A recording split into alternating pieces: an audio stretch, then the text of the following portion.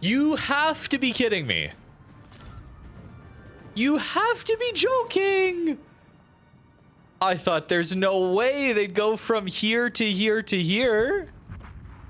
Hey guys, welcome back to World of Warships. Today we're taking a look at the last of these 3 new operations. Pacific Offensive is here, and it's surprisingly easy, I would say. I think this one is the easiest of the 3 operations to farm out stars in this In the Name of Tomorrow event. As a reminder, this is how you can get yourself a San Diego completely for free. And if you've already got it, that's just 11,000 doubloons for you. This is an excellent, excellent event put on by Wargaming. There's really nothing wrong with it at all. And with the addition of Pacific Offensive, I think this is going to be really, really good for the average player to grind out stars. It's not particularly complex, and I'll walk you through it, don't worry. There's a few things you do need to watch out for, but for the most part, you should be able to clear this one relatively easily with randoms and get through these stars and get yourself a San Diego. You just gotta not troll on your ship pick like I did with the Tennessee. Yeah, definitely want something that can keep up with the friendly San Diego. The way this one works is you're following a bot San Diego around the map to 3 different objective islands. And once you get there, you got to destroy some fortifications and then cap the zone. The final zone, it spawns a ton of enemy ships. So you got to watch out that you don't get overwhelmed. The cross-torping is a real problem here. But for the most part, a lot of your ships are going to be able to deal with multiple targets at once. That's where I think cruisers and especially battleships are very, very good this week. You want something that's able to tank a lot of lower tier ships and deal a lot of damage in return. Something with secondaries like a Georgia or actually Flandre, that's that French tier 8 battleship, is excellent in this.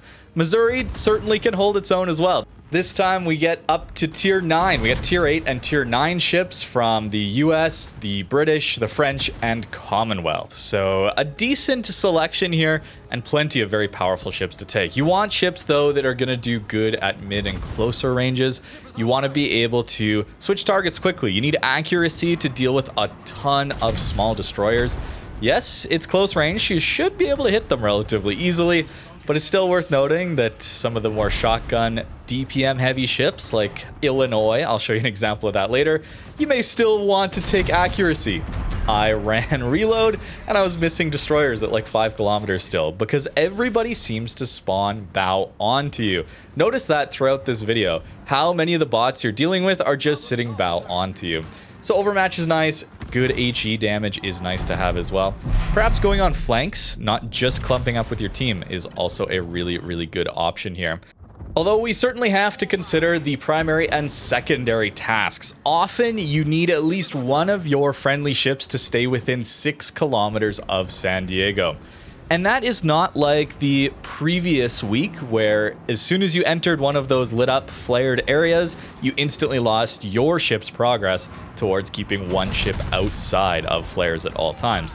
This time, you just need someone within that 6 kilometers at all times, and that number will tick down as people leave 6 kilometers from San Diego, and it'll go back up. So don't worry if you split off from the pack for a little bit, you can join back up and still be part of that staying within 6 kilometers of San Diego. Missouri giving us a great example here of the brawl at the end and how hectic that can be, but still earning us 5 stars. And I will say, every single match I played, I earned all 5 stars here. Now, I was running with a division, sure, but made up of random stream viewers, so we're not really trying to overly stack things, but there is a little bit more collaboration there, certainly. I want to run you through a destroyer game and try and go through these objectives. You will need to get to this first capture zone before San Diego. Oftentimes, that is a secondary task where you need to get at least one of your ships to the captured island before San Diego gets there. San Diego can take a bit of a meandering path, so it's not too difficult to do that. Having a DD is pretty nice for that option. Although I would say Destroyer is probably the weakest of the 3 surface ships in this operation, but at least we have a heal. This is interesting to me in that we get to tier 9 where a lot more ships have heals, especially cruisers start to have heals here. That was one of the big problems in previous weeks. We're dealing with tier 6, tier 7 bots, even up to tier 9 bots, with that Musashi being a massive problem last week. And our cruisers, especially DDs, often didn't have any healing to help deal with that. Now that we're up to tier 9s, we get a lot more healing, and we have a new consumable. This allows us to have some team healing, and every objective you take as a team, you get another consumable of this. And you'll notice this is actually one of our secondary tasks as well. We need to use it 25 times as a team. So be spamming that 9 key, all right? Don't be afraid to use it. In fact, it helps a ton in a ship like Johnston, where I don't have a heal. I was going to take Kid out again because heals on DDs allows me to play really aggressive. But I noticed that having a heal here baked into this game mode allows us to play almost any DD and have more than enough healing to take the fight to the enemy team. Now that we've capped the initial island, it's time to go on to the next one, and it will be a random assortment of islands. It is not the same every time, but for the most part, they shouldn't spawn right next to one another. I think that tendency was just an outlier, okay? Oftentimes, we had to traverse across the map quite a ways. And while you're on your way to these islands, you'll notice the coastal guns that pop up. You do need to be reasonably close to actually get them spotted. Mostly battleships are going to do excellent damage here. Anything with high caliber AP, it's going to essentially do citadel damage, the full alpha damage of that armor piercing. And you do need to take some of those out quickly. We don't have that objective right now, but throughout this video, you should notice that there's sometimes a timed objective with taking out these coastal guns. And that's the other way that I was a little worried we would lose a star or two. The timing on that can be a little bit tight, so be a little bit careful and proactive on heading towards where you think that next objective will be. In this case, our entire team is here to cap this second island, and we're all facing to the north. That could be an issue if that final location spawns way to the south and we just happen to get that objective where there's a timer counting down to finish off that last coastal gun. So 1 second from now, we get the cap as a team. It doesn't take too long to get through this, but with San Diego taking its time, you should be able to get to those islands before San Diego. We were all facing the wrong way, and yes, it did spawn south. But notice we spot it, and I think it was our Illinois actually that got there fast enough. Spotted it, and now we take it out. But it spawned in seemingly with lower HP. Well, our teammates were blind firing, and blind firing does do damage to these. So if you know where they spawn, typically it's going to be on the beach fronts where there's some extra props been added by Wargaming. That's a good spot to blind damage into it. We barely managed to get that one, but that was a tight objective on the vast majority of times that it popped up in my runs here. And last, of course, we got the brawl at the very end. We have so much HP thanks to this team healing consumable that I'm not too afraid to get in there and brawl, even with a destroyer. Light cruisers, you might have to watch out for the battleships, all right? That's going to be the key here, is that there's a Musashi that spawns in this map. This time it spawned in D10, way far away from the objective. This did not happen very often. Most of the time, the Musashi would spawn very close to the final objective. And as a cruiser, a light cruiser, you got to be very, very careful because that thing can definitely one-shot you. Yes, we have more healing as a team, but that doesn't matter if you get one-shot by a single Musashi salvo. Here, also trying to leave this Mutsu alive a little bit longer. You'll notice it's capture the key area or eliminate enemy forces. I was a little bit worried we might cap this zone before we completed that secondary task of eliminating 10 enemy ships. But that never really ran it into a problem. This was my very first game playing through this map, and I was a little worried, so I told everyone to try and leave that battleship alive in the cap to stall it out as long as we could, and that turned out to be a non-issue, because for the most part, you're killing off a lot of ships early on in that final capping phase. The other time we almost lost a star is right here. This Shinonome nearly gets within 3 kilometers of San Diego. This one rarely popped up for me. It's like 1, maybe 2 of my runs through. I did like 8 runs today in like 3 hours or so. Haven't quite finished through the full episode 3 here. I'm like on phase 10 or 11, something like that. So I'll have to play it some more. But it takes a little bit longer, more stars required for this episode. But that 3 kilometers away from San Diego is a bit of a tricky one. Notice that we still have the ensure allied ships remain within 6 kilometers, so there's some range-based objectives here. So watch out for the DDs early on. They're very stealthy. Having radars, hydros helps you out a ton there. The other thing is DDs maybe getting around islands or being on the other side of islands from the San Diego, and you just can't get to it in time before it gets within 3 kilometers.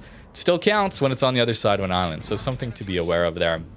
Alaska, by the way, excellent pick for this mode, and I want to do some more testing, okay? Like I said, I played 8 games only, but it feels like they've changed the aiming system, okay? Maybe I'm coping here, but it feels like I'm not having to deal with auto aim quite so much. It also feels like vertically tracked lock target isn't quite working. Horizontal tracked lock target is fine, but when an enemy ship is coming directly towards me or away from me, it doesn't feel like tracked lock target is pulling my cursor along with the ship at the same speed as the ship, in the vertical direction specifically. And when ships are maneuvering, turning in, turning out, slowing down, I'm not getting that aim assist effect. I know this is really into the weeds and something that I'll talk about another time, especially if I can do some more testing, but it's purely a vibes-based thing. Maybe those of you that noticed the aim assist previously, let me know what you think of this hot fix of the game. It seems like there was a problem with Le Havre's secondary skills or something like that. They've also been having issues, I know, with the manual secondaries on carriers. Maybe there's a hot fix for that they're working on. But whatever it is, I kind of like it. It feels like when I aim incorrectly, my shells miss in a very predictable way. There's times, especially the salvo before that one on that cruiser, where I aimed too high. That cruiser was coming slightly towards me, and I aimed for his waterline. But that means those shells, by the time he travels a little closer to me, those shells should go high. And they did! I thought it was crazy. I thought I was going nuts here for a second. But yes, I believe there has been a change. I don't know. I could be coping. This could just be a vibes-based thing, but maybe it's just in this operation. But whatever it is, I am enjoying it, because as soon as we find those broadsides and you aim for where the Citadel is, you get Citadels. It's amazing. Tulsa is also awesome in this one, maybe even better than the Alaska. Although, be aware that things like Mutsus spawn, Nagatos spawn, okay? It's not just Fusos that can't overmatch through your cruisers at high tier. Yeah, there's some 406, 410 overmatch, so you do want to have at least 30 millimeters of armor. And then, of course, that Musashi can spawn and overmatch you. So be careful of those battleships, especially in the late game here, when they can spawn all around you, battleships on multiple sides.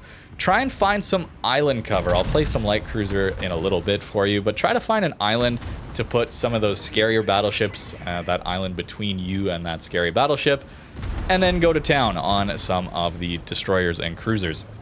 The other thing you can do if you're playing a battleship, try to get out in front of your cruisers. Don't just let your cruisers be closest to the enemy bots, especially in the late game here, but early on too. Make sure you're keeping up, because the bots will shoot at whoever's closest to them, is what it feels like to me. Maybe there's some more complex AI going on there, but it feels like whoever's closest, maybe there's a slight bias towards people who are broadside on at similar ranges. I'm not sure.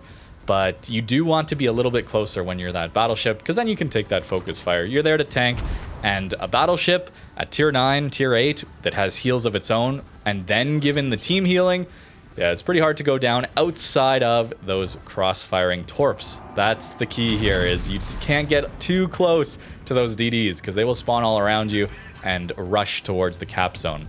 It kind of is a shrinking circle, as you can see on the minimap here. You got to be quite careful. Here, the Musashi did spawn right next to our cap, and that is a massive problem for us. Especially when that Musashi spawns in, bow on to everything. We can't find his broadside terribly quickly, so he has a few salvos into some of our closer cruisers, and he's actually going to take out a few of them. It's a bit of a tense thing at the very end. That's where I think this mission is the most interesting. Otherwise, I'll be honest with you guys, I'm a little disappointed in this one, and I know I have a different perspective, but as someone who's trying to make content on these operations, I kind of need them to be difficult and challenging, like the first week was, where if you don't go to the right spots at the right times, you're going to lose, or at least lose a lot of stars. This one, it felt a lot like log in, click battle, go towards the objective island, click on the red ships that spawn, and you win. I know it's not that simple, okay? There have been some tips that I have tried to give you here, like island positioning, like trying to deal with that 3-kilometer circle on San Diego, getting to the island gun boxes in time, that kind of thing. But this one is not as complex. And I do think that's a good thing from a player perspective, trying to grind out this campaign, playing with random teammates, having one that's a lot easier. In fact, second week I think was easier than the first week as well. So having one that was more challenging and then two more that are a little easier each time makes a lot of sense from a game design perspective. We want people to be finishing this objective. We want people to be getting their San Diego without too much frustration on random teammates grinding through these operations. So this is a good thing, okay? Don't get me wrong, this is a good thing. But it was a little boring too, okay? I was constantly looking for the challenge here. And a lot of this one came down to just following the leader to the next island. There's 3 islands to get to. And then at the very end, making sure you're not going to get one-shot by the Musashi or cross-fired by torpedoes. Not the most complex thing in the world. And again, I know I need to say this again, but it's good that this isn't that complex. I do think that we need a few of these operations if these are mandatory to grinding out San Diego. You need some that are very playable, very approachable to the average player. This is a good thing. But selfishly, I wish it was a little bit more complex. Illinois certainly was a good pick. Alaska was a good pick. I think the only one that I played that was a bad pick was the Tennessee, all right? You want ships that are able to deal with multiple targets quickly, so anything with good DPM. Illinois actually fits this perfectly. Having cruiser guns on a battleship hull means that you don't have to worry so much when the Musashi pops up, when the enemy Mutsu, the Nagato pop up. You're not getting overmatched by them, but you still have the DPM and the firepower to be blasting through all of these light cruisers, HEing down all of the destroyers as they try to get close. There's plenty of good options here, and even if you don't have anything at these tiers, I think Cleveland is still going to be your rental, which is a very good option as well, especially now that we have that team healing. Make sure you're pushing your 9 key or whatever that is bound to on your game, because that is one of those objectives that you do need to get through as a team. Individually, you can do a lot in this one, like getting to the objectives before the bot San Diego, but healing for your team, that one you do need to be aware of, and helping your teammates out that way. But I think that's about it on this Pacific offensive. I did have a pretty good time just running it down and brawling it out as a battleship. It is nice and chill. It is quite relaxing. So if that's what you're looking for, if you found the other ones too involved, this is a great week to grind out a lot of your stars. As a reminder, doesn't matter which operation is on, any stars you earn in these 3 operations, Arctic Convoy, Tokyo Express, Pacific Offensive, count towards earning yourself that San Diego. And a week from now, starting, August 27th, 28th, if you're on EU and C, you should be getting a rotation as well as a loosening of the tiers and ship requirements. So if you missed out on some of the stars, don't feel too bad. You're going to have plenty of time to grind that out. This event does end on the 17th, North America, and 18th on Europe and C, I'm pretty sure. Usually it's a day later, it feels like, for the European server and the C server. Overall, it is really an excellent event, Wargaming. Excellent job, well done. Outside of trolling me in my Tennessee like this, how could you? I was trying to predict that we were going north or something across the map. Usually we were going across the map, so eventually I decided to just go to the middle. And even that wasn't enough. But let me know what you think in the comments down below about this event. Have you been enjoying it? Definitely worth playing, though, if you're interested in a free San Diego. Or if you already have it, that 11,000 doubloons sounds pretty good to me. Thank you very much for watching, and have a great rest of your day.